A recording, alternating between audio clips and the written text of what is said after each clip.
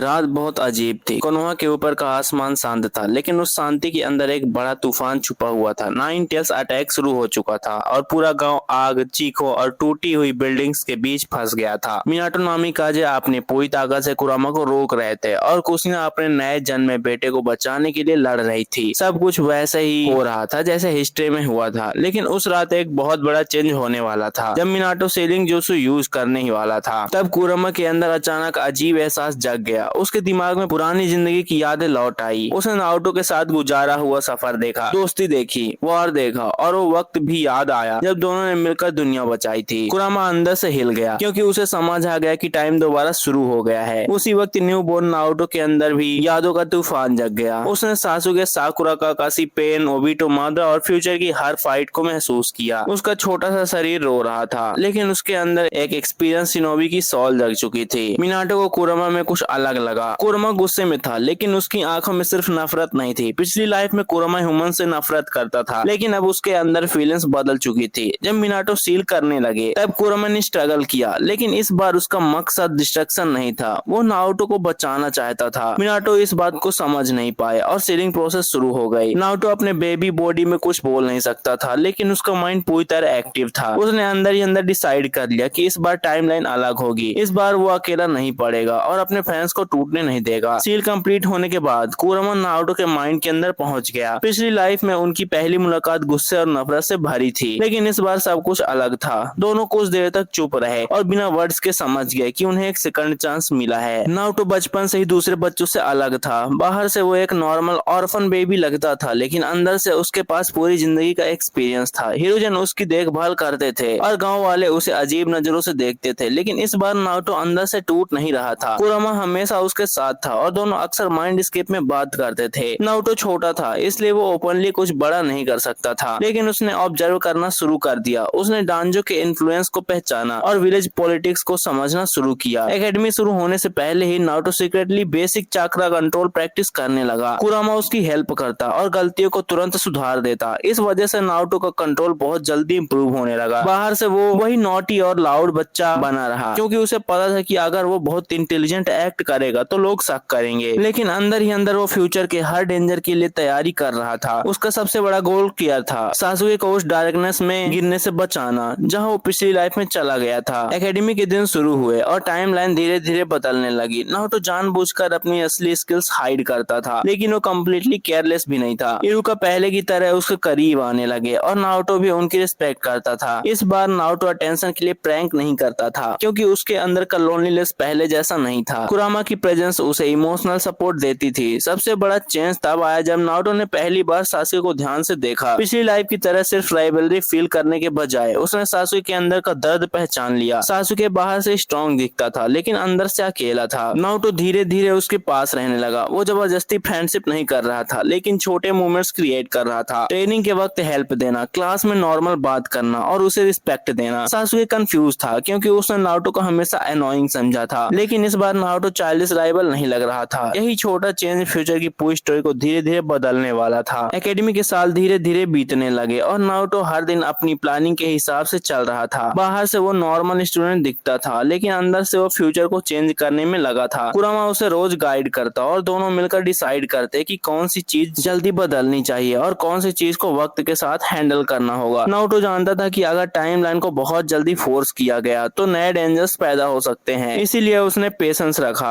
सासुके के साथ उसकी बॉन्डिंग धीरे धीरे स्ट्रॉन्ग होने लगी। दोनों ओपनली बेस्ट फ्रेंड्स नहीं बने थे, लेकिन उनके बीच रिस्पेक्ट बढ़ने लगा था। साकुरा भी नोटिस करने लगी कि नारुतो पहले जैसा लाउड और केयरलेस नहीं रहा। इस बार नारुतो सीक्रेटली फिजिकल ट्रेनिंग और चाक्रा कंट्रोल पर बहुत फोकस कर रहा था। ट्री वॉकिंग और बेसिक टेक्निक्स उसने एक्सपेक्टेड ए से पहले ही मास्टर कर ली थी। ग्रेजुएशन एग्जाम पास आए और मिजुकी की साजिश भी वैसे ही तैयार हो रही थी। नारुतो सब जानता था क्योंकि उसने ये सब पहले जिया था, लेकिन इस बार वो विक्टिम बनने वाला नहीं था। उसने डिसाइड कर लिया था कि मिजुकी की गेम उसी पर उलट दी जाएगी। ग्रेजुएशन के दिन सब कुछ ऑलमोस्ट फैमिलियर लग रहा था। नारुतो ने जानबूझकर क्लोन टेस्ट में वीक परफॉर्मेंस दिया क्योंकि उसे टाइमलाइन को पूरी तरह तोड़ना नहीं था। मिजुकी वैसे ही उसके पास आया और फॉरबिडन स्क्रॉल चुराने का आइडिया दिया। बाहर से नारुतो कंफ्यूज्ड ऐड कर रहा था, लेकिन अंदर से वो हर स्टेप कैलकुलेट कर चुका था। रात को जब वो स्क्रॉल लेकर जंगल पहुंचा, तब उसने पहले ही शैडो क्लोन्स की ट्रेनिंग शुरू कर दी। कुरामा उसके चाक्रा को केयरफुली कंट्रोल कर रहा था, इसलिए नारुतो बहुत बहुत जल्दी हंड्रेड्स ऑफ क्लोन्स बना पाया। मिजुकी अपनी असली नीयत दिखाते हुए आया और नारुतो पर नाइन टेल्स की सच्चाई फेंकी। पिछली लाइफ में ये मोमेंट नारुतो के लिए शौक था, लेकिन इस बार उसकी आंखों में डर नहीं था। इरुका भी वहां पहुंच गए और सिचुएशन टेंस हो गई, लेकिन इस बार नारुतो हेल्पलेस बच्चा नहीं था। उसने परफेक्ट टाइमिंग के साथ शैडो क्लोन्स यूज किए और मिजुकी को बुरी तरह हरा दिया। इरुका शॉक्ड थे क्योंकि नारुतो की ग्रोथ एक्सपेक्टेड से बहुत ज्यादा थी। उस रात नारुतो को 4 हेड प्रोटेक्टर मिला और टीम 7 का सफर ऑफिशियली शुरू हो गया, लेकिन किसी को नहीं पता था कि टीम 7 की कहानी अब पूरी अलग डायरेक्शन में जाने वाली थी। टीम 7 बनने का दिन आ गया। नारुतो, सासुके और साकुरा क्लासरूम में बैठे थे और काकाशी हमेशा की तरह लेट आए। सब कुछ पहले जैसा लग रहा था, लेकिन नारुतो के लिए हर सीन एक पुरानी याद थी। बेल टेस्ट शुरू हुआ और काकाशी ने वही रूल बताया, टीम वर्क या फेलियर। पिछली लाइफ में नारुतो इम्पल्सिव था, लेकिन इस बार उसने शुरू से स्ट्रेटेजी यूज की। उसने जानबूझकर टीम वर्क को पुश किया और सासुके को एनिमी नहीं बल्कि पार्टनर की तरह ट्रीट किया। सासुके पहले कॉशियस रहा, लेकिन नारुतो के काम बिहेवियर ने उसे सरप्राइज कर दिया। साकुरा भी धीरे धीरे सीरियस होने लगी। रिजल्ट वही आया जो नारुतो चाहता था। टीम 7 पास हो गई, लेकिन इस बार उनके बीच ट्रस्ट पहले से ज्यादा स्ट्रॉन्ग था। काकाशी ने भी नोटिस किया कि नारुतो के अंदर अनयूजुअल मैच्योरिटी है। वो डायरेक्टली कुछ नहीं बोले, लेकिन उन्हें लगने लगा कि ये बच्चा नॉर्मल नहीं है। टीम मिशन शुरू हुए और नारुतो कंसाइसली टीम बॉन्डिंग पर फोकस करता रहा। उसे पता था कि फ्यूचर की सबसे डेंजरस क्रैक्स ट्रस्ट के टूटने से शुरू हुई थी, इसलिए इस बार वो फाउंडेशन को पहले से स्ट्रॉन्ग बना रहा था। लैंड ऑफ वेव्स मिशन जल्दी ही आ गया और नारुतो के अंदर टेंशन बढ़ गई। ये वही मिशन था जहां सबसे पहला बड़ा डेंजर उनको इंतजार कर रहा था। ताजुना के साथ ट्रेवल शुरू हुआ और D1 ब्रदर्स का अटैक भी हुआ, लेकिन इस बार नारुतो फ्रीज नहीं हुआ। उसने फास्ट रिएक्शन दिखाया और टीम को सपोर्ट दिया। काकाशी ने ये चेंज क्लियरली नोटिस किया जब के सामने बैटल शुरू हुई और बैटलफील्ड में पुरानी यादें नारुतो के दिमाग में चलने लगी। पिछली लाइफ में ये उसकी फर्स्ट रियल फियर थी, लेकिन अब उसके अंदर कॉन्फिडेंस था। जब काकाशी वाटर प्रिजन में फंसे, तब नारुतो ने सासुके के साथ मिलकर अटैक प्लान बनाया। सासुके शॉक्ड था क्योंकि नारुतो अनयूजुअली फोकस्ड था। हाकू के साथ फाइट और भी इमोशनल थी। नारुतो जानता था कि हाकू एनिमी नहीं बल्कि सर्कमस्टांसेस का विक्टिम है, इसलिए उसका गुस्सा पहले जैसा ब्लाइंड नहीं था। जब हाकू ने जाबुजा के लिए सैक्रिफाइस दिया, तब नारुतो के वर्ड्स और इमोशंस और भी पावरफुल थे। जाबुजा के दिल पर इसका गहरा असर हुआ। मिशन सक्सेसफुल रहा, लेकिन टीम 7 के मेंबर्स अब नारुतो को सिर्फ प्रैंकस्टर निंजा की तरह नहीं देख रहे थे। उन्हें लगने लगा था कि नारुतो के अंदर कोई गहरा राज छुपा है। लैंड ऑफ वेव्स मिशन के बाद टीम 7 कोनोहा लौट आई और चुनिन एग्जाम्स की तैयारी शुरू होने लगी। नारुतो जानता था कि यही वो फेज है जहां टाइमलाइन सबसे ज्यादा डेंजरस बनने वाली है। ओरोचिमारू की एंट्री, कर्स मार्क और सासुके के माइंड में बढ़ता अंधेरा फ्यूचर को तोड़ने वाला था। इस बार नारुतो ने पहले से प्लानिंग शुरू कर दी। वो सासुके के साथ ज्यादा टाइम स्पेंड करता और ट्रेनिंग के बीच नॉर्मल कन्वर्सेशंस भी करता था। सासुके ओपनली इमोशंस शो नहीं करता था, लेकिन उसके अंदर नारुतो के लिए रिस्पेक्ट बढ़ने लगी थी। चोनिन एग्जाम शुरू हुए और रिटन टेस्ट नारुतो के लिए मुश्किल नहीं था। फर्स्ट ऑफ डेथ में एंटर करते ही नारुतो अलर्ट हो गया क्योंकि उसे पता था कि असली डेंजर अब आने वाला है। ओरोचिमारू ने अटैक किया और उसकी किलिंग इंटेंट ने जंगल को हैवी बना दिया। पिछली लाइफ में नारुतो पैनिक हुआ था, लेकिन इस बार वो मेंटली रेडी था। फाइट डेंजरस बनी और ओरोचिमारू की नजर फिर भी सासुके पर टिक गई। कर्स मार्क लग गया, लेकिन एक बड़ा चेंज हुआ। नारुतो ने उस मोमेंट में सासुके को अकेला फील नहीं होने दिया। उसने सीधा उनके पास रहकर सपोर्ट दिया और सासुके के दिल में पहली बार डार्कनेस के साथ फ्रेंडशिप भी जगने लगी। चोनिन एग्जाम्स आगे बढ़े और प्रिलिमिनरीज में सबकी ग्रोथ दिखने लगी। नारुतो सीक्रेटली एक्सपेक्टेड से ज्यादा स्ट्रॉन्ग था, लेकिन वो अभी भी अपनी फुल पावर हाइड कर रहा था। जिराय की एंट्री हुई और नारुतो के अंदर मिक्स्ड इमोशंस जग गए। पिछली लाइफ की यादें, ट्रेनिंग और उनका बॉन्ड उसके दिमाग में चलने लगा। जिराय पहले ही दिन समझ गया कि नारुतो में अनयूजुअल डेप्थ है। कर्स मार्क की प्रॉब्लम के बाद नारुतो ने इनडायरेक्टली जिराय को ओरोचिमारू को थ्रेट के बारे में अलर्ट करना शुरू किया। ट्रेनिंग पीरियड में नारुतो ने रासेंगान सीखने का प्रोसेस पहले से फास्टर कंप्लीट किया और कुरामा भी केयरफुली उसकी हेल्प करता रहा। फाइनल एग्जाम्स के दिन एटमॉस्फेयर टेंस था, गारा डेंजरस था और सैंड साउंड इन्वेजन सीक्रेटली तैयार हो रहा था। नारुतो फ्यूचर जानता था, इसलिए उसके अंदर एंजाइटी भी थी। अटैक शुरू हुआ और कोनोहा बैटलफील्ड में बदल गया। हिरुजन और ओरोचिमारू की फाइट चल रही थी, लेकिन इस बार नारुतो सिर्फ रिएक्ट नहीं कर रहा था, वो एक्टिवली फ्यूचर को चेंज करने की कोशिश कर रहा था। गारा के अगेंस्ट बैटल फिर भी हुई, लेकिन नारुतो के वर्ड्स और मैच्योरिटी ने गारा को और जल्दी टच किया। कोनोहा बच गया, लेकिन नारुतो समझ रहा था कि असली स्टॉर्म अभी बाकी था। आकाशुगी की परछाई धीरे धीरे दुनिया पर छा रही थी और यही पे पार्ट 1 खत्म होता है।